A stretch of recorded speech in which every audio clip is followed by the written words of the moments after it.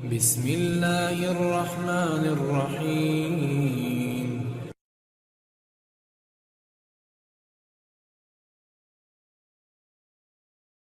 بسم اللہ الرحمن الرحیم۔ خواتین کے گھروں میں اعتکاف سے متعلق مسائل میں انشاءاللہ آج مختصر الفاظ میں بیان کروں گا، کیونکہ رمضان 1441 ہجری اور مئی 2020 کا اعتکاف شروع ہونے والا ہے،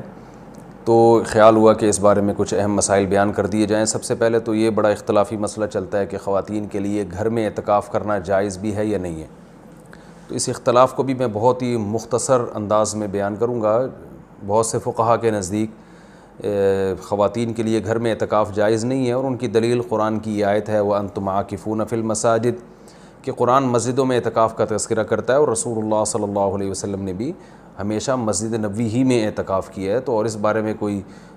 ہمیں کوئی دلیل الگ سے نہیں ملتی کہ عورت جو ہے وہ گھر میں اعتکاف کرے گی اور مسجد میں اعتکاف اس کے لیے جائز نہیں ہے، ایسی کوئی دلیل نہیں ملتی۔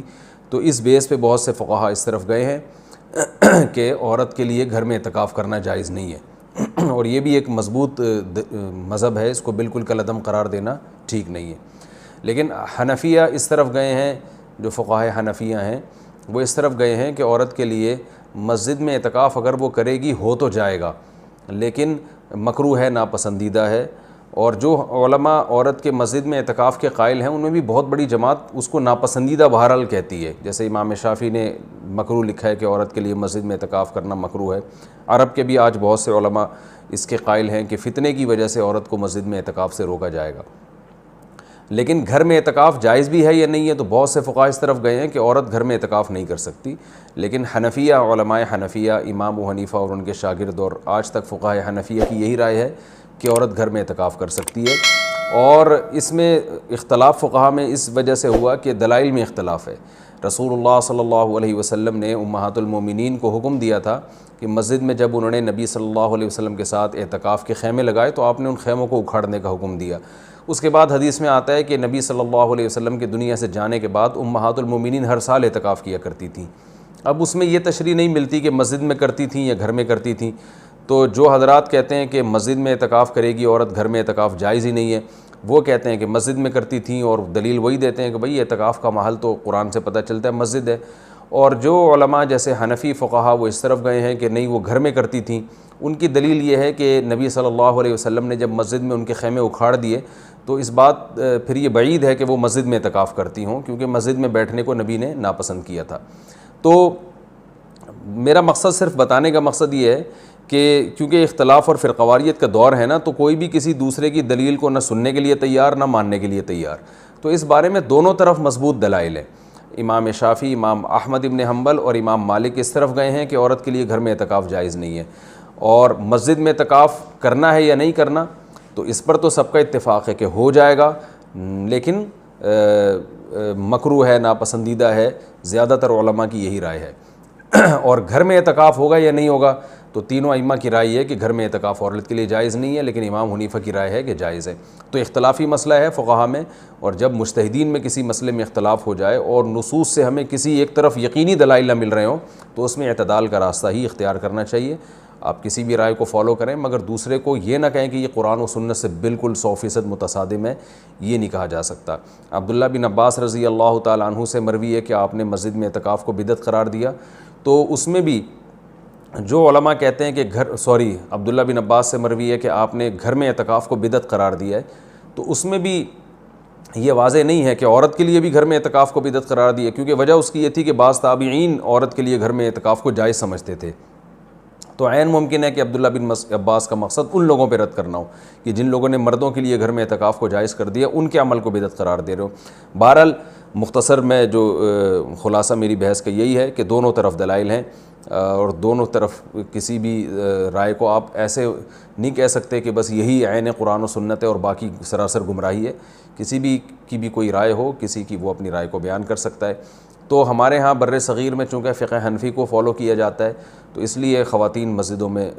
گھر میں بہت بڑی تعداد میں اعتکاف کرتی ہیں، تو اس لیے میں نے سوچا کہ میں گھر میں جو خواتین اعتکاف کریں گی ان کے مسائل میں بیان کر دوں، کیونکہ بہت زیادہ اس بارے میں سوالات پوچھے جاتے ہیں۔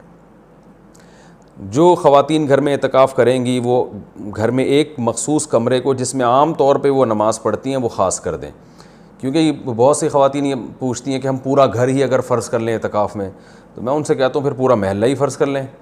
تو اس میں کیا جا رہا ہے؟ تو ایسا نہیں ہوتا کہ پورا گھر یا پورا محلہ، اعتکاف کا ایک خاص مقصد ہوا کرتا ہے، وہ مقصد پورا گھر کو متعین کرنے سے حاصل نہیں ہوگا۔ تو ایک مخصوص کمرہ اپنے لیے متعین کر لیں، اور وہ کمرہ جس میں عام طور پہ وہ نماز پڑھتی ہیں۔ پھر اعتکاف کے مسائل وہی ہیں کہ اعتکاف کی حالت میں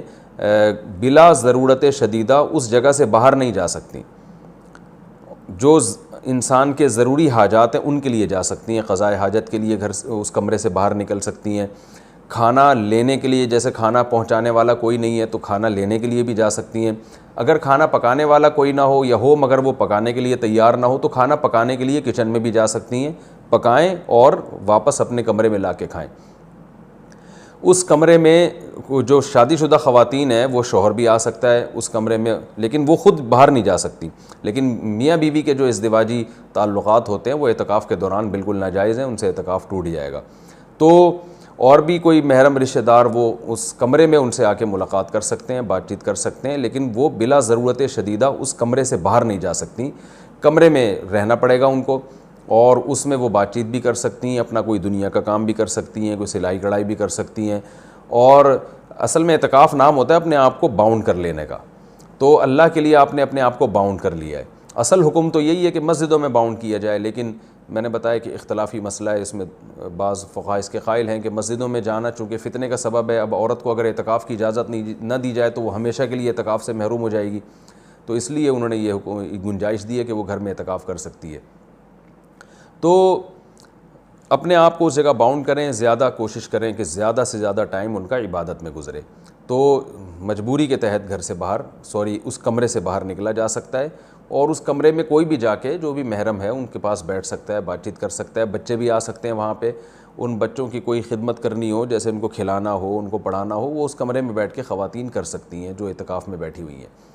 اچھا، روزہ اعتکاف کے ساتھ ضروری ہے، اگر روزہ ٹوٹ گیا تو اعتکاف بھی ٹوٹ جائے گا، اس لیے جن خواتین کو اعتکاف کے ایام میں مینسز آ جاتے ہیں تو ان کا روزہ بھی ٹوٹے گا، ساتھ ساتھ اعتکاف بھی ٹوٹ جائے گا۔ تو خواتین جب 10 دن کا اعتکاف کریں تو اس بات کا اہتمام کریں، ان کو اپنی تاریخیں معلوم ہو اور ان کو یہ اطمینان ہو کہ ان 10 دنوں میں وہ پاکی کے ایام میں رہیں گی، ان کو جو مینسز ہیں وہ جاری نہیں ہوں گے، تو اس بات کا پہلے اہتمام کریں۔ جن خواتین کا یہ خیال ہے کہ ان کو مینسز آ سکتے ہیں وہ اعتکاف میں نہ بیٹھیں یا نفلی اعتکاف کر لیں۔ تو سنت اعتکاف کے لیے طہارت بھی شرط ہے، کیونکہ اس میں روزہ ضروری ہے سنت اعتکاف کے لیے، اور خوشبو کا استعمال کر سکتی ہیں اس دوران، اور جو ہے وہ کسی عالم کے بیان سن سکتی ہیں، کوئی دینی کلاسز لے سکتی ہیں، اور اس میں جو ہے وہ فون پہ بات کر سکتی ہیں، تو یہ تمام چیزیں جائز ہیں۔ لیکن اعتکاف کا پورا مقصد جبھی حاصل ہوگا